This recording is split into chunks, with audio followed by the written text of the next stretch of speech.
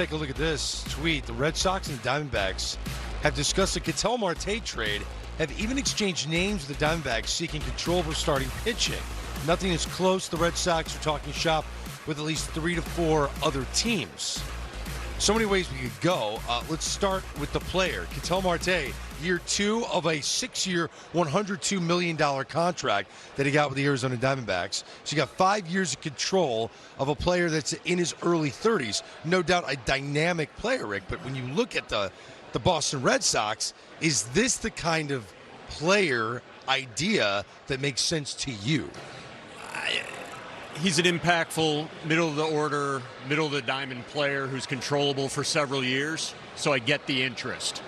It wouldn't shock me if this was simply part of their due diligence as they go through pricing out what Bregman's going to cost, what Bo Bichette's going to cost, and weighing that against the cost of paying Marte, as well as the significant prospect cost that it would take to get him, and then choose a lane. Ultimately, teams with resources tend to prefer to spend money as opposed to players.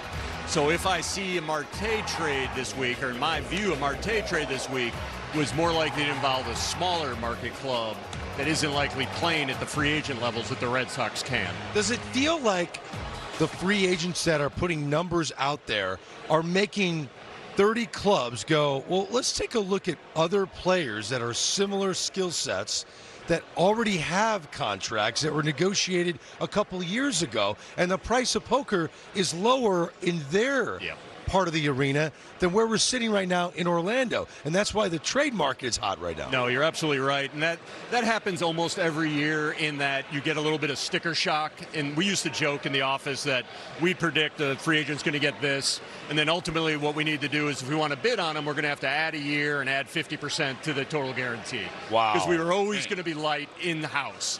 Now, your projection systems would ease that up a little bit and even those rough edges out.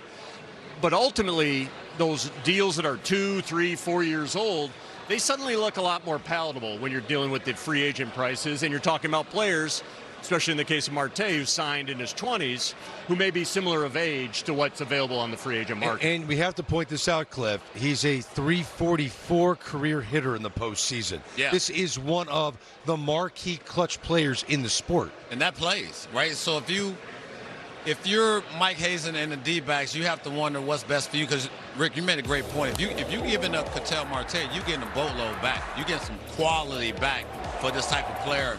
You know, I mean, he's won a Silver Slugger 2 years in a row. You talk about, being a clutch, Greg, switch hitter, can play really good defense. He has speed. He fits exactly what Alex Cora and the Boston Red Sox are looking for.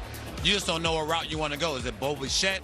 Is it Alex Bregman bringing him back? Like, there's so many different options, but you have to exploit every opportunity to make your team better. And when we showed the lineup, he fit nicely in that 2-hole. Yeah, that's what you got to look at. Like, how does he fit? But is he a guy that's going to help this clubhouse? Like, all these things play as far as looking at, a trade option as opposed to being able to have Pete come in and you have the conversation with him in-house and all of us sitting there going, all right, let's sit down here and chill. Let's have a conversation. Let's see what you're about. Let's see who you are. You don't know about some of these guys via trades until they pop up in spring training. No, it's very true. Right? So you make that trade. So I love the Ketel Marte aspect of what it looks like in the Boston Red Sox lineup.